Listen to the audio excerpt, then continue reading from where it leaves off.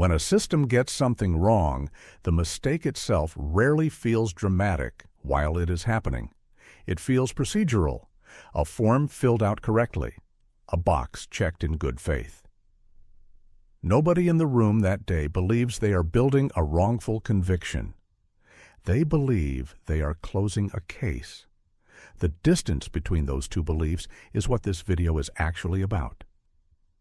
You are 29, and a convenience store 2 blocks from your apartment is robbed at 9 in the evening while you are home alone, which sounds like an alibi until you realize alone means there is no one to confirm it. A witness, rattled and doing her best under bad lighting, describes a man of roughly your height, your build, your general coloring. Detective Carl Nesbitt is carrying 4 other open cases that month, and your name surfaces because of a minor arrest 2 years earlier, 3 blocks from that same store. It is not evidence. It is a starting point, and starting points under enough pressure to close a file by Friday have a way of quietly becoming conclusions somewhere along the way. Years later, in a deposition nobody involved that night could have predicted, Nesbitt will describe his own thinking from that week in 4 words. I had a name. That sentence, said plainly and without much apparent regret, is closer to the actual machinery of a wrongful conviction than anything resembling malice. Most of them do not begin with a lie. They begin with a shortcut that felt, at the time, like ordinary competence. You are placed in a lineup that is not administered blind, meaning the officer running it already knows which position is yours. This detail means nothing to anyone in the room that night and will matter enormously in 11 years. The witness hesitates, studying faces under fluorescent light that flattens everyone slightly, and then she chooses you. Hesitation, watched from inside the moment, looks like admirable caution. Watched from 11 years away, hesitation is often the sound of an uncertain memory being quietly talked into a confidence it never actually earned. You cannot afford a lawyer, so one is appointed, a public defender named Angela Vance, carrying 63 other cases that same season. She meets with you for 20 minutes before your arraignment and 11 minutes before your trial begins. She is not careless. She is outnumbered by a caseload, the system itself built to be unmanageable, and the distance between those 2 explanations rarely changes what happens to the person sitting across the table from her. Your sister drives 4 hours each way for every court date, sitting in the same row of the gallery both days of the trial, close enough to read your face and too far to do anything about what she reads there. She will tell people, years afterward, that the worst part was not the verdict. It was watching the jury's expressions shift somewhere around the second afternoon and understanding, minutes before the foreman says a word, exactly what they have already decided. The trial itself lasts 2 days. The prosecution's case rests almost entirely on 1 witness and 1 detective's testimony about your prior arrest, introduced not as proof of anything but as atmosphere, the kind of detail a jury is formally instructed to disregard and almost never actually does. There is no physical evidence connecting you to the scene. None is required. The jury deliberates for 4 hours and returns with guilty. The judge, bound by sentencing guidelines that leave him almost no discretion to weigh how thin the case actually was, hands down 18 years. You arrive at a state facility still repeating the number out loud to yourself because it does not yet sound like something that happened to you.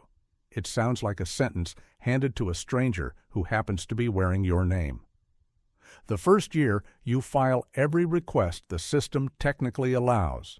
Transcripts, records, a retrial motion Angela Vance, still carrying her 63 cases, files without much hope in either of your voices by that point.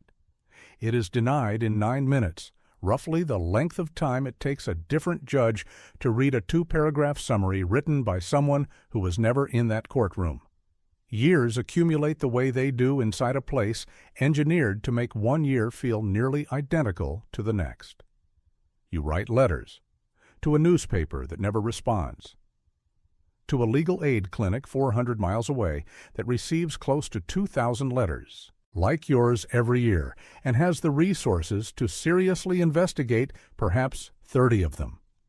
Your letter sits in that stack, unopened, for 11 months. A law student named Priya Anand, working an unpaid summer position at that clinic, is the one who eventually reads it.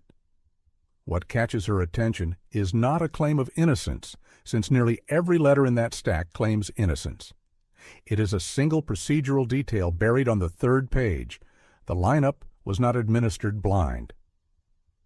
She flags the file for a supervising attorney, and for the first time in 7 years, someone with the actual standing to act opens your case with genuine curiosity instead of genuine exhaustion.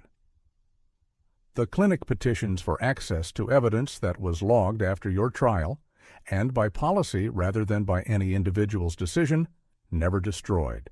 A blood sample from the scene, tested at the time with methods that could only exclude a match rather than confirm one, has been sitting untouched in a property room for 9 years, waiting for a kind of analysis that did not exist yet when it was collected.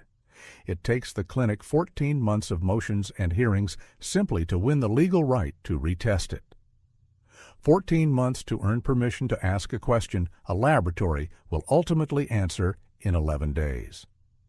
The results come back, and they do not match you. A separate database search flags a different name entirely, a man already serving time in another state for an unrelated offense that fits your case with uncomfortable precision. Angela Vance, no longer carrying 63 cases, but still remembering yours specifically, requests an emergency hearing. It is scheduled for 6 weeks later because in this system, emergency is a word bent to fit a calendar that has never once behaved like it understood the word. You sit again at the same defense table you sat at 11 years earlier, though nearly everyone else in the room has changed since then.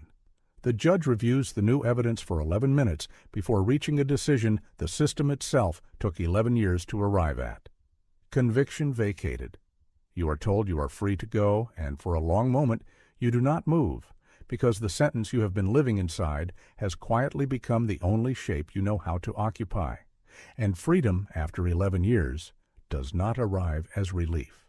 It arrives as a size you have to grow back into slowly, the way a limb relearns weight after a cast finally comes off. Detective Nesbitt, retired by the time the exoneration makes the local news, reads about it in a 2-paragraph item on page 6. He will say later that he thought about the case for exactly 1 evening, and then, like most cases from that era of his career, let it go.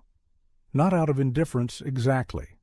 Out of a kind of professional forgetting the job requires of people who spend decades closing files and have to keep moving to the next one, or risk being unable to move at all.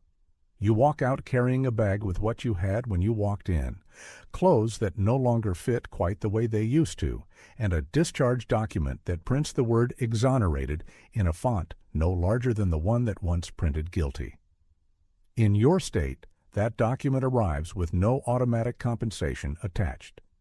You spend the next 2 years fighting an entirely separate civil process just to be paid, in part, for time the system now agrees. In writing, it should never have taken. Here, finally, is the actual answer to the question this video opened with. The system took 1 afternoon to arrest you. It took 2 days to convict you. It took 11 years, 1 overlooked letter, 1 unpaid law student, and 1 blood sample nobody thought to retest until the science quietly caught up to it, for that same system to admit it had been wrong. Getting something wrong is fast. A witness under bad lighting, a detective under deadline pressure, a public defender under an impossible caseload, a jury given 2 days and 1 week case. Fixing it is slow because fixing it depends entirely on someone with almost no institutional reason to look twice, choosing to look twice anyway. That is the real distance this video has been describing from the start, not the distance between innocent and guilty, the distance between the moment a mistake is made and the moment someone finally has the evidence, the standing, and the will to correct it. If this changed how you think about what happens after a wrong verdict, don't forget to subscribe. New levels every week.